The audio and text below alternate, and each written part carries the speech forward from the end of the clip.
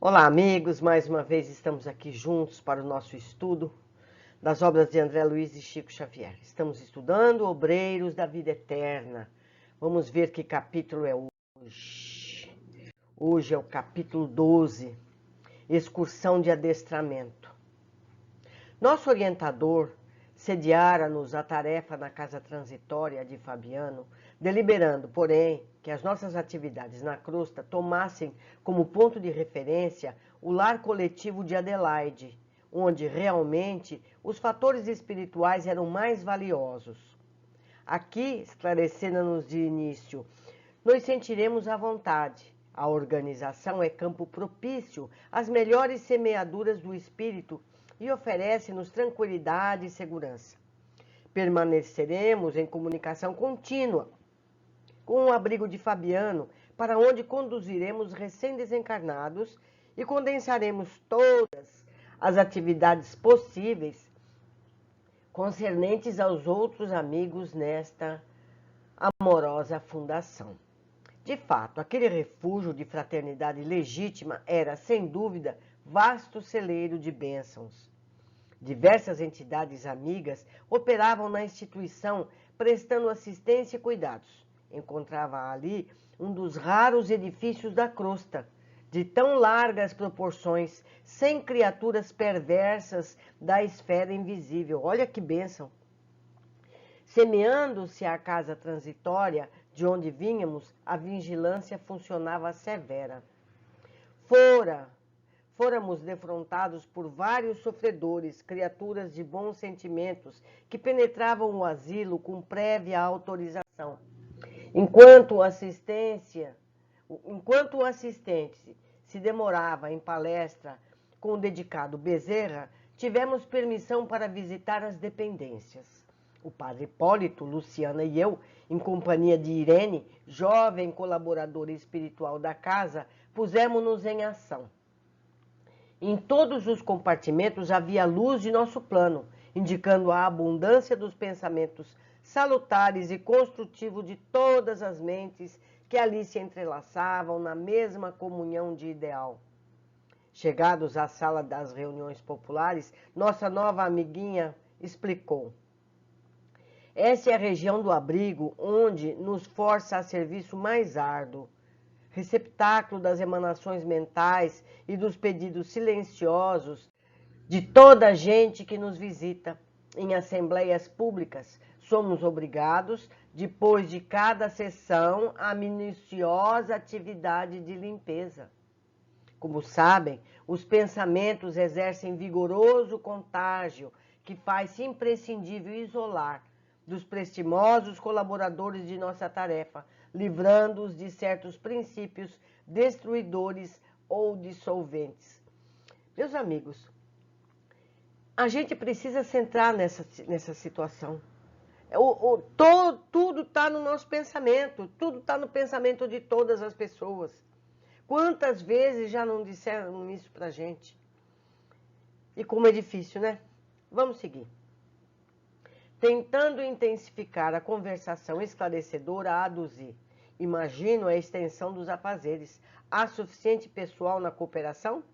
Sim, respondeu. A legião dos colaboradores não é pequena. Somos levados a servir dia e noite, em turmas alternadas.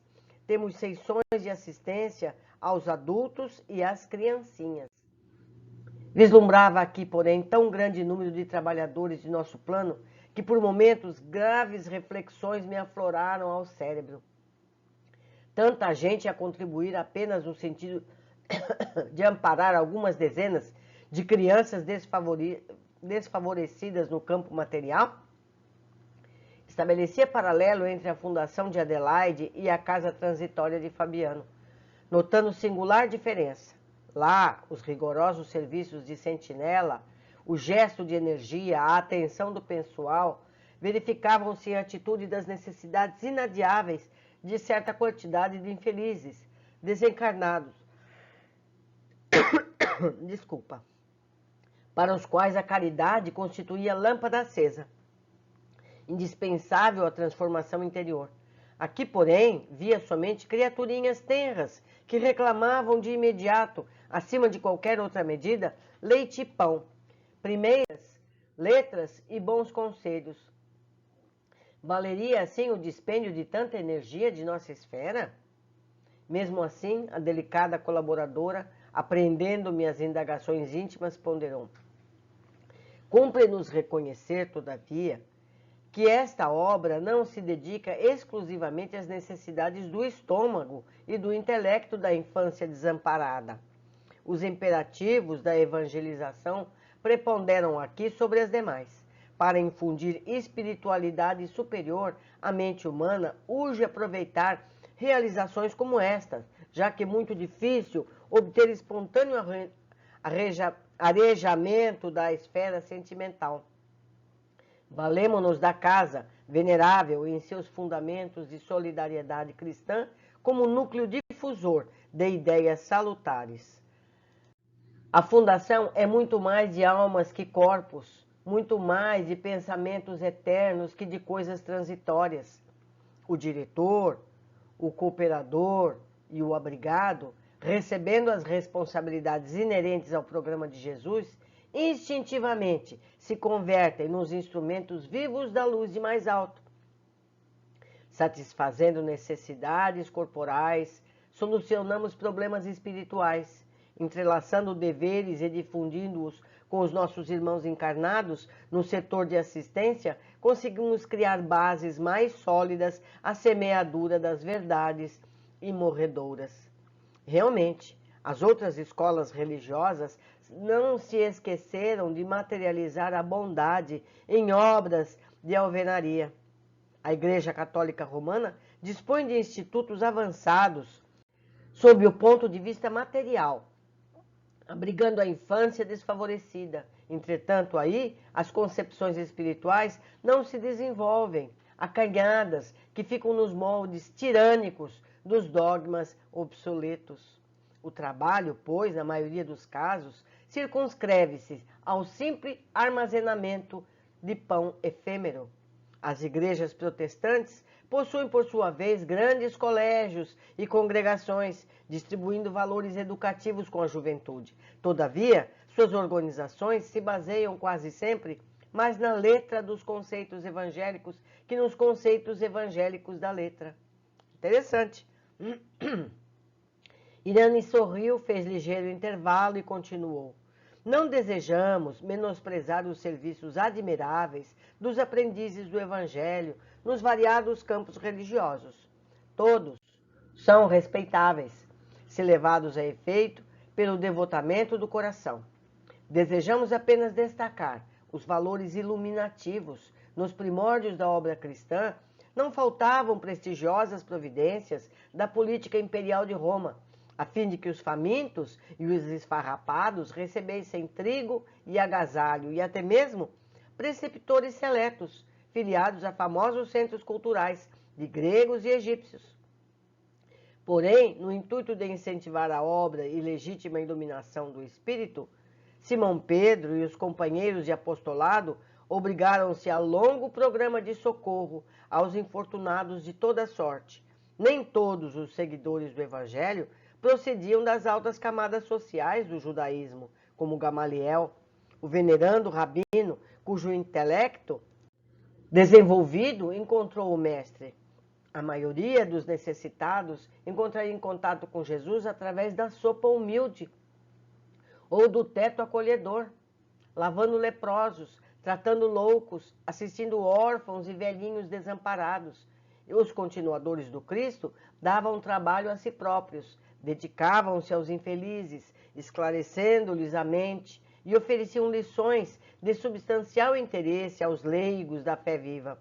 Como não ignoram, estamos fazendo do espiritismo evangélico a recapitulação do cristianismo. O padre Hipólito aprovou benévolo. Sim, inegavelmente, precisamos estimular a formação de serviços que libertem o raciocínio para voos mais altos. Dentro de nosso esforço, prosseguiu Irene com lhaneza, quer dizer simplicidade e doçura.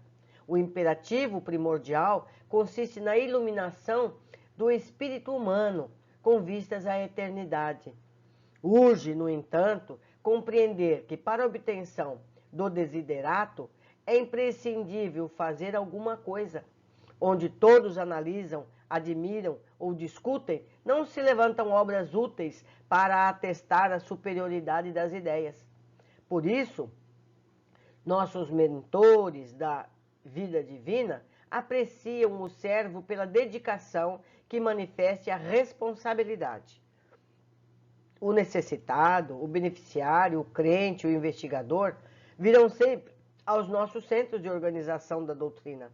E toda vez que exercitem um serviço cristão pela mediunidade ativa, pela assistência fraterna, pelos trabalhos de solidariedade comum, quaisquer que sejam, apresentam caracteres mais positivos de renovação. Porque a responsabilidade da realização do bem, voluntariamente aceita, transforma-se em traços animados entre dois mundos. O que dá é o que recebe. Como vem, a luz divina prevalece sobre a benemerência humana, porque esta, sem aquela, pode muitas vezes degenerar em personalismo devastador, compreendendo-se, todavia, em qualquer tempo, que a fé sem obras é irmã das obras sem fé. Olhe só. Continuou Irene em sua brilhante argumentação, ensinando-nos, vivaz, a ciência da fraternidade e do entendimento construtivo. Ouvindo-a, percebi, acima de toda preocupação individualista, que a difusão da luz espiritual na crosta terrestre não é ação milagrosa, mas edificação paciente e progressiva. As casas de benemerência social, sobre as águas pesadas do pensamento humano, funcionam como grandes navios de abastecimento à coletividade faminta de luz e necessitada de princípios renovadores. Passei a ver o estômago dos pequeninos em plano secundário, porque era a claridade positiva do Evangelho que inundava agora minha alma, convidando-me à contemplação feliz do futuro maior. Caíra a noite e continuávamos em companhia da estimada irmã que nos apresentava a instituição, comentando-lhe com oportunidade e sabedoria o salutar programa. Observamos os serviços espirituais que se preparavam ante a noite próxima. Aqui eram cuidadosas preceptoras desencarnadas que reuniam as crianças nos momentos de sono físico, em ensinos benéficos. Acolá eram benfeitores diversos a buscarem irmãos para experiências e dádivas preciosas nos círculos de nossa movimentação. Refundi minha apreciação inicial, enxergando mais uma vez aquele instituto, abençoada escola de espiritualidade superior, pelo ensejo de semeadura divina que proporcionava aos missionários da luz. Decorridos logo um tempo, já noite fechada, o assistente Jerônimo convocou-nos ao serviço.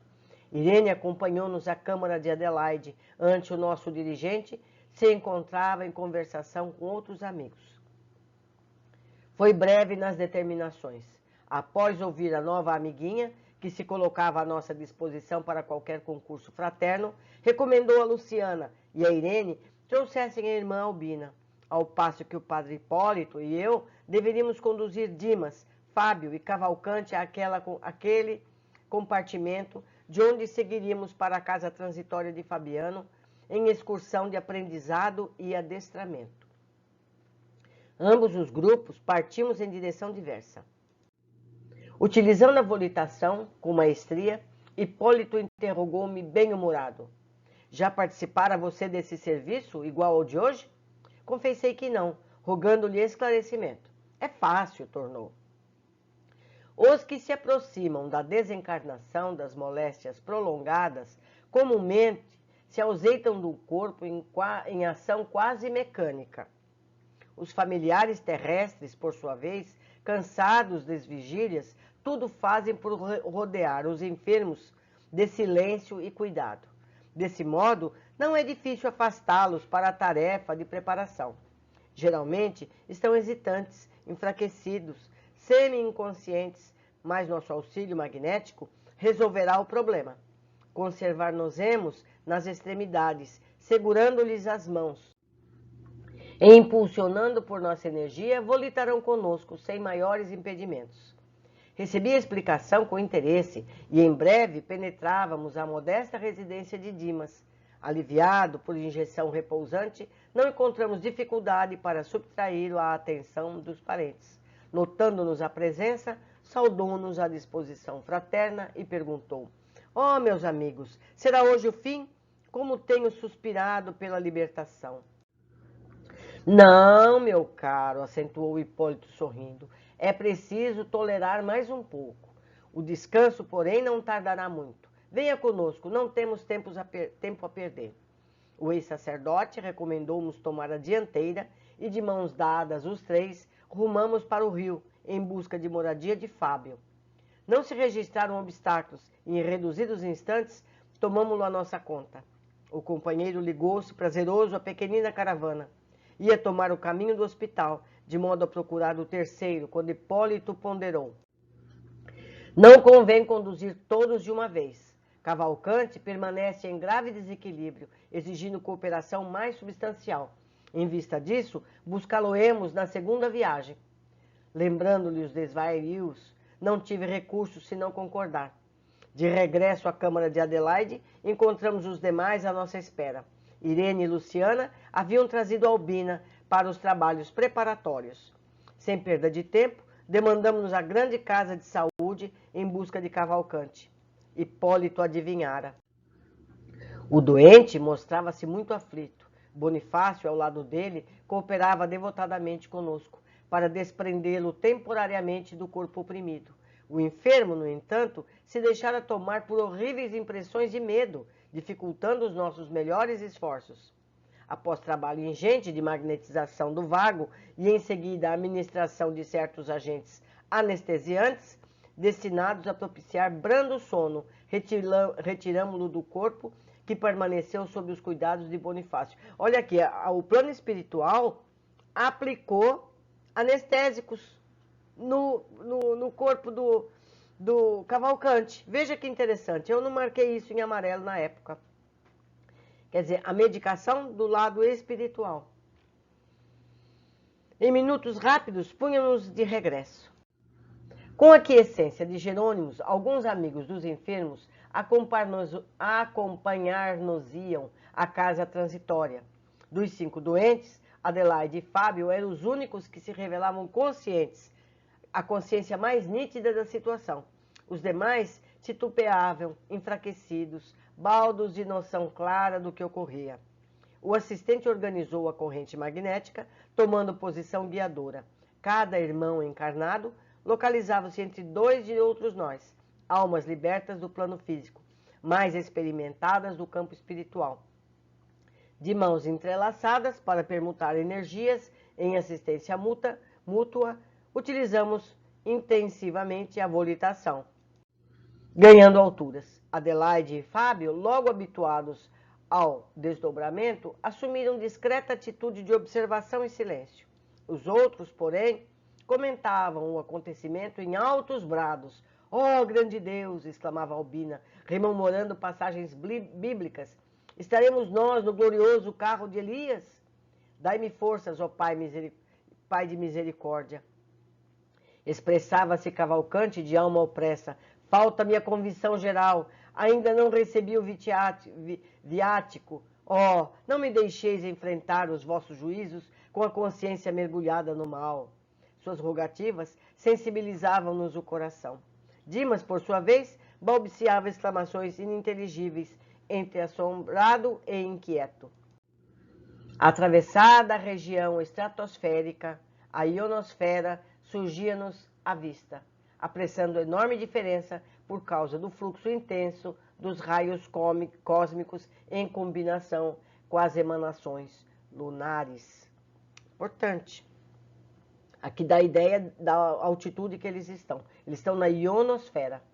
Espantado, Dimas perguntou em voz alta: "Que rio é esse?" "Ah, tenho medo. Não posso atravessá-lo. Não posso." O impulso magnético inicial fornecido por Jerônimo era, no entanto, excessivamente forte para sofrer solução de continuidade. ante tão débil resistência. E o grupo avançou sem recuos, até que, muito além, alcançamos o asilo de Fabiano, onde a irmã Zenóbia nos acolheu de braços carinhosos. Congregávamos todos nós, os componentes da missão socorrista, os enfermeiros e mais 6 amigos, esses últimos detentores de elevados conhecimentos. Em pequena sala, posta à nossa disposição, Gotuso, por gentileza, aplicou vigorosos recursos fluídicos em nossos tutelados, que os receberam como crianças incapacitadas de imediato julgamento, exceção de Adelaide e Fábio, que se mantinham cônscios do fenômeno. Em seguida, o prestimoso Jerônimo tomou a palavra e dirigiu-se a eles comentando: Amigos, o concurso desta noite não se destina à cura do corpo grosseiro, posto agora à distância pelas necessidades do momento. Tentamos revigorar-vos o organismo espiritual, preparando-vos o desligamento definitivo, sem alarmes de dor alucinatória. Devo confessar-vos que, retomando o vaso físico, experimentaríeis natural piora de vossas sensações, agravando-se-vos a tortura, porque os remédios da alma, na presente situação, intensificam os males da carne. Certificai-vos, portanto, de que as providências dessa hora constituem ajuda efetiva à libertação. De retorno ao antigo ninho doméstico, encerrada essa primeira excursão de adestramento, encontraríeis mais tristeza no terreno da crosta, mais angústia nas células físicas, mais inquietude no coração, porque a vossa mente, no processo das recordações instintivas, terá fixado com maior ou menor intensidade o contentamento sublime desse instante. Preparai-vos, pois, para vir até nós, solucionai os derradeiros problemas terrestres e confiai na providência divina. Logo após, verificou-se breve intervalo, durante o qual perceberíamos à vontade. Permaneceríamos à vontade. O assistente fora rápido nas explicações, esclarecendo-nos que condensava os assuntos em curtas sentenças, atendendo à incapacidade mental dos beneficiários, impotentes ainda para penetrar o sentido das longas dissertações. Com efeito, os companheiros recebiam parcialmente o alentador aviso. Eram atingidos pelo socorro magnético positivo, mas as ideias que faziam do acontecimento eram muito diversas entre si. Cavalcante, com a expressão ingênua do menino, chamou-me em particular, indagando se estávamos no paraíso. Sentia-se aliviado, feliz, alegria enorme banhava-lhe o coração, e contente, reconfortado, acentuava: não será aqui o céu? Não consegui fazer-lhe sentir o contrário. Albina lembrava cenas bíblicas em suas interpretações literais do texto sagrado. Depois de observar o nevoeiro exterior, circunspecta, perguntou a Luciana se aquela era a casa do Senhor, mencionada no capítulo 8º do primeiro livro dos Reis, em vista da nuvem de matéria densa que cercava a paisagem. Dentre os espiritistas, Adelaide e Fábio entregavam-se à reserva feliz da oração. Mas Dimas, embriagado de felicidade pelo provisório alívio, abeirou-se curioso do padre Hipólito e inquiriu-se se a zona representava alguma dependência aventurosa de Marte. O ex-sacerdote esboçou largo sorriso e respondeu complacente: não, meu amigo, isto aqui ainda é a Terra mesma. Estamos muito longe dos outros planetas. Trocamos inteligente olhar, que traduzia bom humor. Antes de nossas considerações, talvez desnecessárias, Jerônimo interveio acrescentando: o plano impressivo da mente grava as imagens dos preconceitos e dogmas religiosos com singular consistência. Nós fazemos a nossa ideia e acreditamos nelas, né? A transformação compulsória pelo descenso, ou seja, pela morte, reintegrará a criatura no patrimônio de suas faculdades superiores. O trabalho, porém, não pode ser brusco, sob pena de ocasionar desastres emocionais de graves consequências. Urge considerar a necessidade da medida, isto é, da gradação. E fitando-nos mais agudamente, prosseguiu. Há, contudo, observação valiosa a destacar. Como vemos, não é a rotulagem externa que socorre o crente nas supremas horas evolutivas. É justamente a sementeira do esforço próprio nos serviços da sabedoria e do amor, que frutifica no instante oportuno, através de providências intercessórias ou de compensações espontâneas da lei que manda entregar as respostas do céu a cada um por suas obras. Nós receberemos tudo que tiver respeito às nossas obras, não aquilo que nos disserem. Todo lugar do universo, portanto, pode ser convertido em santuário de luz eterna, desde que a execução dos divinos desígnios seja a alegria de nossa própria vontade. Fim da colheita de preciosos ensinamentos, começamos a regressar, terminando assim a nossa feliz excursão. Devolvendo os enfermos aos leitos de origem, verificamos as impressões diferentes de cada um. Fábio demonstrava infinito conforto no campo íntimo. Cavalcante acordou no organismo de carne, pensando em recorrer à Eucaristia pela manhã. Dimas, ao despertar junto de nós, chamou a esposa e afirmou em voz fraca: "Oh, como foi maravilhoso o meu sonho de agora! Vi-me à beira de rio caudaloso e brilhante, que atravessei com auxílio de benfeitores invisíveis. Chegando em seguida à grande casa, cheia de luz." Pousou a descarnada mão na testa úmida e exclamou: "Ah, como desejaria lembrar-me de tudo! Tenho a impressão de que visitei um mundo feliz, recebendo ensinamentos de grande significação, mas a cabeça falha." A companheira tranquilizou-o e, exortando-o a dormir, realizara-se a primeira excursão de adestramento com os amigos, que dentro em breve viriam a ter conosco.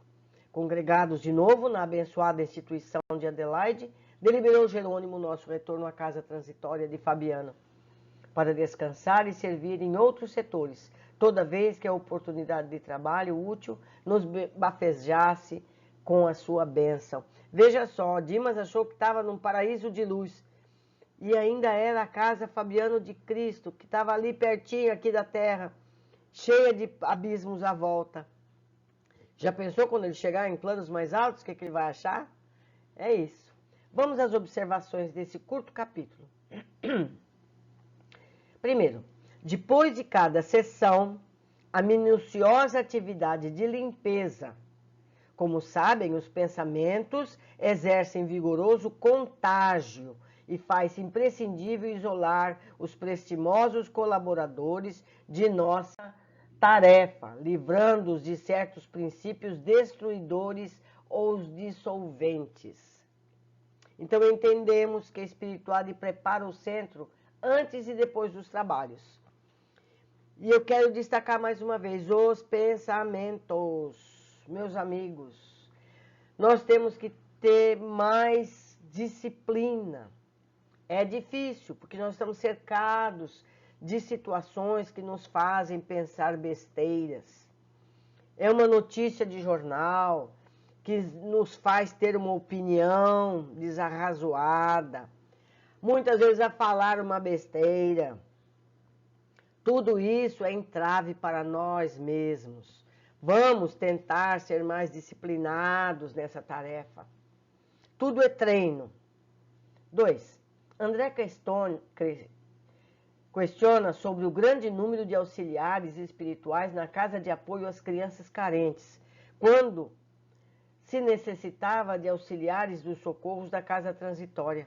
Foi explicado que ali não se dava apenas o alimento, mas as orientações do Evangelho, para que essas crianças fossem pessoas boas para o futuro. A difusão da luz espiritual na crosta terrestre não é ação milagrosa, mas edificação paciente e progressiva. Eu vou contar aqui uma vez, eu fiquei muito nervosa, eu falei certas coisas sobre certos componentes encarnados que cuidavam da administração pública, e eu recebi uma psicografia. Nessa psicografia foi dito que eles não estavam preocupados com esses corruptos dos governos, porque todos eles iam morrer um dia. Eles estavam preocupados com as crianças que iriam substituí-los. Por isso é tão importante a gente dar a devida educação espiritual para as crianças, para que elas possam ser eficientes, provedoras da humanidade que começa com elas, certo? Vamos seguindo. Os que se aproximavam da desencarnação nas moléstias prolongadas, comumente se ausentam do corpo em ação quase mecânica. Daí a importância e o valor dos males prolongados. O desligamento é lento e sem traumas. Então a gente sempre diz, por que essa pessoa está sofrendo essa moléstia aí na cama há tantos anos ou há tanto tempo? São a favores de eutanásia. Isso está errado. Esse processo de doença vai desligando lentamente a pessoa. Tudo fica mais fácil, mais natural. É a mesma coisa quando a criança nasce, ela não é fraquinha, não depende da gente, não vai devagarinho se fortalecendo. O mesmo tem que acontecer inversamente. A pessoa vai se enfraquecendo lentamente. 4. Atravessada a região estratosférica, a ionosfera surgia-nos à vista, apresentando enorme diferença por causa do afluxo intenso dos raios cósmicos em combinação com as emanações lunares. Por esse parágrafo, podemos deduzir a que altura está a casa transitória, acima da estratosfera, na ionosfera, e que os raios cósmicos e emanações da Lua influenciam as características da ionosfera. Estamos aprendendo a física dos planos espirituais, não é? 5. Interessante informação. Tentamos revigorar-vos o organismo espiritual, preparando-vos o desligamento definitivo, sem alarmes de dor alucinatória. Fortalece o espírito enquanto o corpo vai se enfraquecendo. Não é? É muito lógico. 6. Cada um dos tutelados interpretava a situação segundo seus referenciais religiosos. O plano impressivo da mente grava as imagens dos preconceitos e dogmas religiosos com singular consistência. Então, a gente tem uma opinião formada no nosso cérebro, coisas que a gente acredita serem verdade, e quando a gente está nesse estado de desdobramento, pode ser no sono físico, pessoa normal, saudável. Então, você capta as impressões e traduz com essas referências mentais. Por isso que, muitas vezes, a gente tem impressões deturpadas da realidade. Elas são concebíveis pelo nosso cérebro, não é? A gente sempre precisa de referências. 7º e último comentário.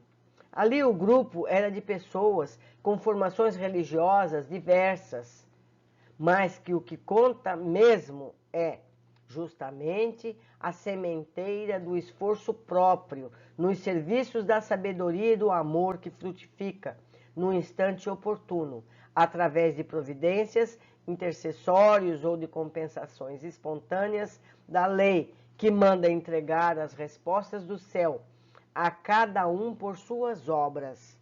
Então não importa qual é a religião da pessoa, nem importa se ela tem alguma religião. O que importa é o trabalho que ela fez em favor dela e em favor de todas as pessoas com quem ela se encontrou.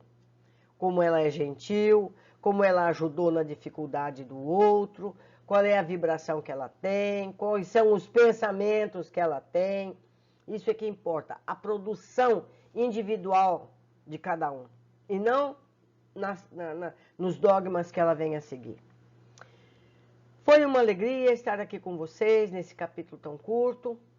Eu espero todos nos nossos encontros futuros e também que deixem as suas mensagens na área de comentários aqui abaixo. Um grande abraço, até o nosso próximo capítulo.